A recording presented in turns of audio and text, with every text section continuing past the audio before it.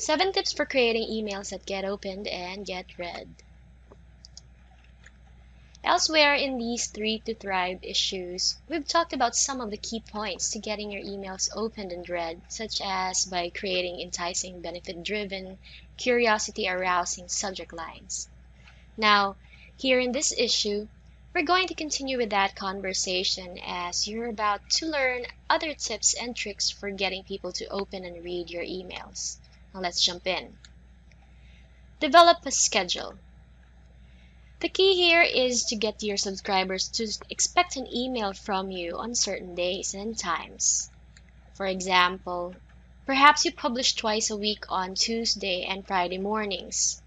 Sure, you may send emails at other times, such as when you're promoting a sale, but you want to make sure your subscribers always get an email at the expected time. The reason for this is simple. If you're creating really good content, which is key, then your readers are going to start looking forward to your emails. The only way for them to sustain this level of anticipation is if they know when to expect your emails. Which brings us to the next point. Build anticipation for upcoming emails. At the end of every email you send out, you want to get your subscribers excited about what's coming in the next email. You also want to let them know when they can expect to see that next email.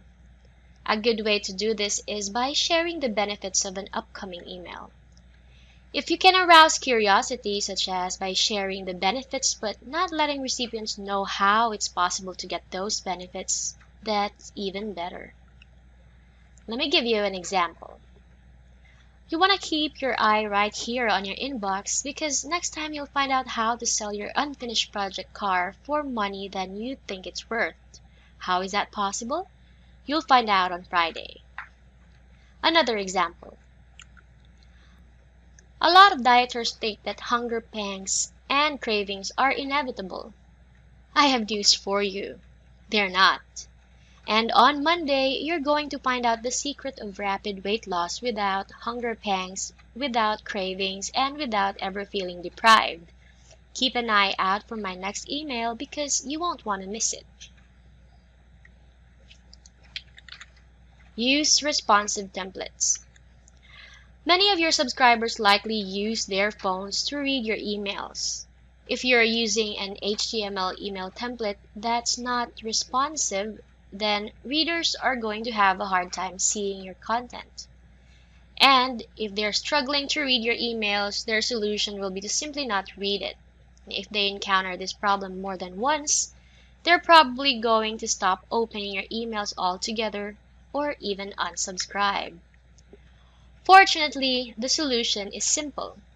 Use responsive design templates that look great on any device. If you're using a major email service provider such as Aweber, then you'll have a collection of responsive design templates to choose from, no coding required. Build brand recognition. When a subscriber first joins your list, your subject line is going to play an outsized role into whether that person opens your emails or not.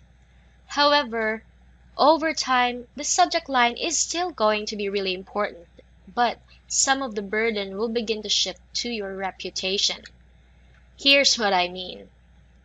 If you provide a lot of great content in every email you send, then people are going to start associating your brand with awesome emails. And in turn, that means they're going to look forward to your emails and eagerly open them as soon as they arrive.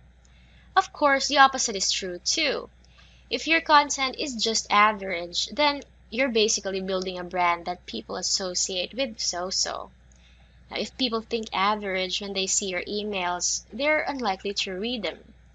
As such, that's why it's important for you to consistently deliver good content that solves problems and is preferably something that your readers haven't seen before, even if that's just one fresh tip in each email. The second key here is that you need to carefully choose the from field on your emails in a way that reflects your name or branding, and then don't change it once you've decided on the field. People are going to open your emails in part based on recognizing your from field, which is why you don't want to confuse people by changing it. Use follow-up tools. Many of the big email service providers offer built-in tools that let you see which portions of your list didn't open your last email. Use these tools to your benefit by resending unopened emails, preferably with a different subject line. Which brings us to the next point. Test and track subject lines. As mentioned, your subject line is always going to be an important factor when it comes to people opening your emails.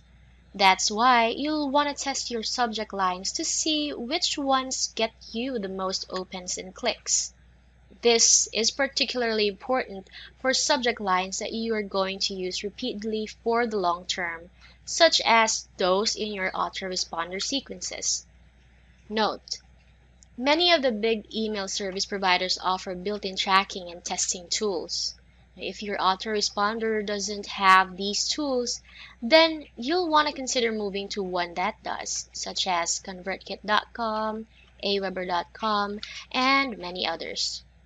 Conclusion: any little thing you can do to improve the chances of someone opening and reading your email is well worth doing, as that will improve your overall conversions and list profits. That's why you'll want to put the tips I've mentioned to work for you. Now, let's turn our attention towards building traffic.